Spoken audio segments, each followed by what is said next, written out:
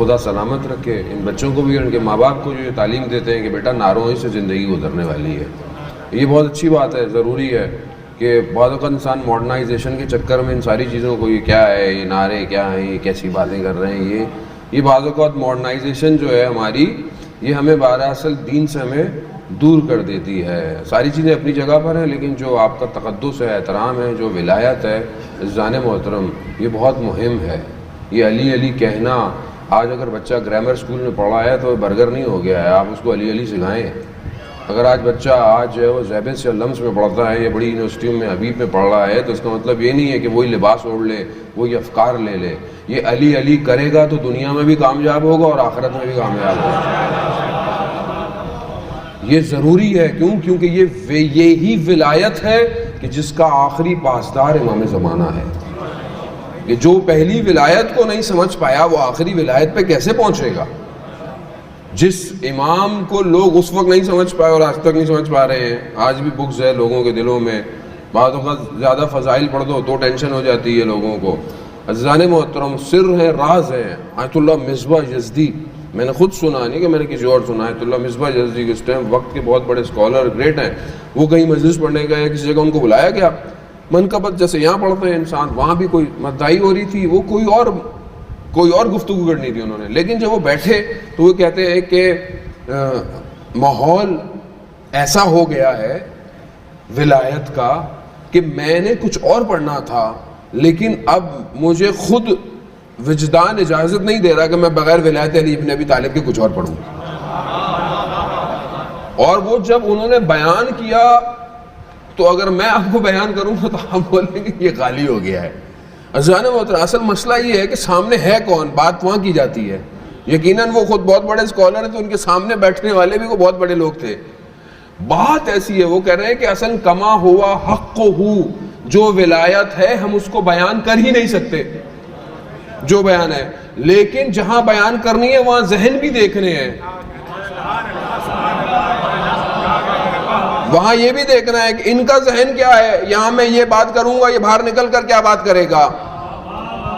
میں اس کی مثال آپ کو دیتا ہوں کہ بڑا مثالوں کے بغیر ہم چلتے ہی نہیں، مثال سے سمجھ میں آتا ہے. ایک شخص کہتا ہے گیا کہیں کسی ایک قصبے میں، وہ انہوں نے دعوت مہمان نوازی کی، بھائی باہر سے آیا، کھانا کھانے کے ساتھ ایک ڈنڈا رکھ دیا بہت بڑا. اب وہ پریشان کہ بھائی یہ نہ ہو کہ میں کھاؤں ہی مجھے مارنا شروع کر دے. تو اب وہ گھبرا رہا ہے. تو کہنے کیوں گھبرا رہے ہیں؟ کہ رب آپ نے یہ ڈنڈا رکھا ہوا ہے کھانے کے برابر میں. کہا نہیں آپ کھائیں کچھ نہیں ہوگا. کہتا نہیں میں تو نہیں کھا رہا جب تک آپ مجھے بتائیں کیوں رکھا. کہہ رہے یہ بس ہمارے آباء و اجداد سے رسم آئی ہے کہ کھانے کے ساتھ ڈنڈا رکھا ہوتا ہے. کہہ رہا بھائی کوئی وجہ تو ہوگی. کہہ رہا نہیں. کہنا میں کھا ہی نہیں رہا، میں قسم کھا لی آپ کی مہمانداری کی، میں جب تک آپ یہ نہیں بتائیں گے کیوں رکھا ہوا ہے. وہ کسی بوڑھے شخص کو لے کر آئے، کہا ہے کیوں ہے؟ کہا یہ کیا ہے؟ وہ یہ کیا رکھا ہے، اس کو چھوٹا کرو. انہوں نے اس کو تھوڑا سا چھوٹا کروایا، وہ تھوڑا چھوٹا ہو گیا ڈنڈا. کہا مگر یہ ہے کیوں؟ کہہ رہے یہ تو مجھے بھی نہیں پتا. تو وہ ڈھونڈ ڈھانڈ کے لائے کوئی اتنا بوڑھا شخص کہ جس کی سفید بال نہیں ہے، بڑا مشکل سے آ رہا ہے. اس کو بولے یہ کیا ہے؟ بولے یہ جو ڈنڈا کھانے کے ساتھ آپ رکھتے کیا ہے؟ کہہ رہا بھائی اتنا بڑا تھوڑی تھا اس بیچارے نے. اس کو بولا اس کو اور چھوٹا کرو. کہا کتنا؟ کہتا ہے ہمارے آباء و اجداد کھانے کے ساتھ ایک پیالے میں تنکا رکھتے تھے. وہ تنکا اس لیے تھا کہ جو کھانے میں دانت میں پھنس جائے مہمان کے وہ نکال لیا کرے. اب کیوں آ رہی ہے؟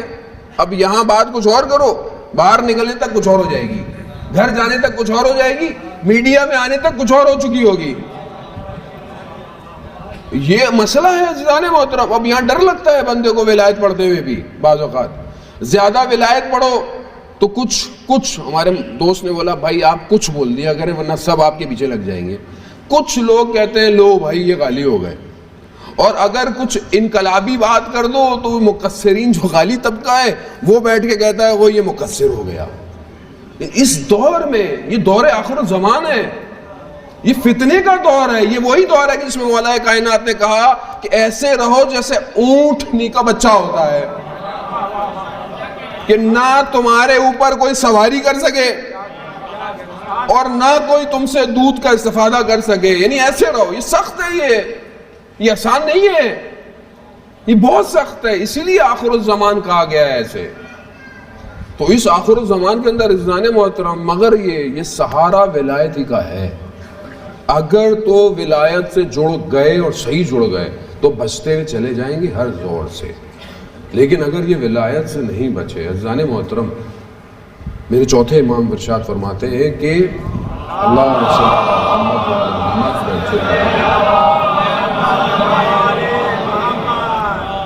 کہ حضرت آدم کو جو اللہ نے علم دیا تھا وہ علم واپس نہیں گیا، وہ روئے زمین پر رہا، اور وہ علم منتقل ہوتا ہوا انبیاء سے حضرت محمد صلی اللہ علیہ وآلہ وسلم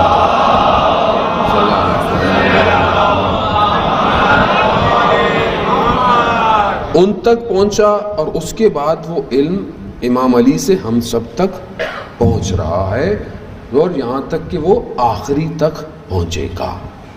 یعنی آخری امام تمام انبیاء کے علم کے وارث ہیں، اور یہ سارا علم آئے گا، اور انہی انبیاء کو اللہ نے اس میں اعظم عطا کیا، سب کو الگ الگ عطا کیا. حضرت آدم کو حروف زیادہ تھے، حضرت نوح کو حروف کم ہوئے، جو 12 روایات کہتی ہیں اس میں اعظم 73 حروف کا ہے ٹوٹل.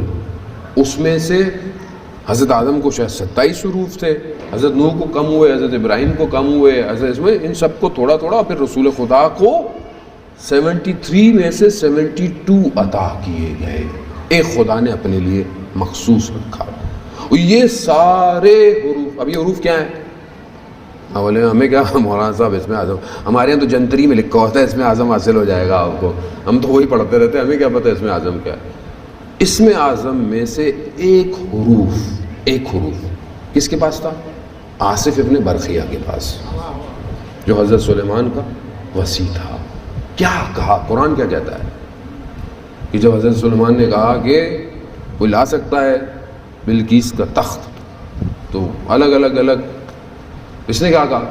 اس نے کہا میں، قرآن کہتا ہے کہ جس کے پاس کتاب کا تھوڑا سا علم تھا اس نے کہا میں پلک جھپکتے لے آؤں گا. حقیقت کیا تھی؟ جو بہرحال میں روایت دیکھ رہا تھا اس میں تھا کہ آصف ابن برخیہ کے وہ جو علم تھا، اس علم کی وجہ سے زمین جو ہے وہ اس تخت تک جو ہے وہ شکاف ہو گئی، اور اس نے یوں کر کے اس تخت کو لے آیا پلک جھپکتے. ایک حروف تھا، ایک. راوی کہتا ہے کہ میں پہلے واقعہ پڑھ چکا ہوں اپنی جنت میں. راوی کہتا ہے کہ میں کوفہ میں تھا، میرا دل چاہا مدینہ میں چھٹے امام کی زیارت کروں، تو میں نے امام کے ایک صحابی سے کہا، اس نے کہا جو مسئلہ ہی نہیں ہے چلو. کہا اس نے چند قدم ہم نے کوفہ سے باہر نکالے، اگلے قدم کوچہ بنی ہاشم میں کھڑے ہوئے تھے، اور میں نے دروازہ دیکھا. میں نے کہا شاید خواب ہے. کہا نہیں، دروازے پہ نشانی لگا لو تاکہ حج پہ آؤ تو دیکھ لینا کہ خواب نہیں تھا. میں اندر کیا تو دیکھا وہ جو صحابی ہے وہ امام سے باتیں کر رہا ہے. یہ امام کا صحابی ہے. امام چھٹے امام فرماتے ہیں اسی آیت کی ذیل میں کہ اس کے پاس کتاب کا تھوڑا سا علم تھا. امام کہتے ہیں ہم اس علم کا سمندر ہیں.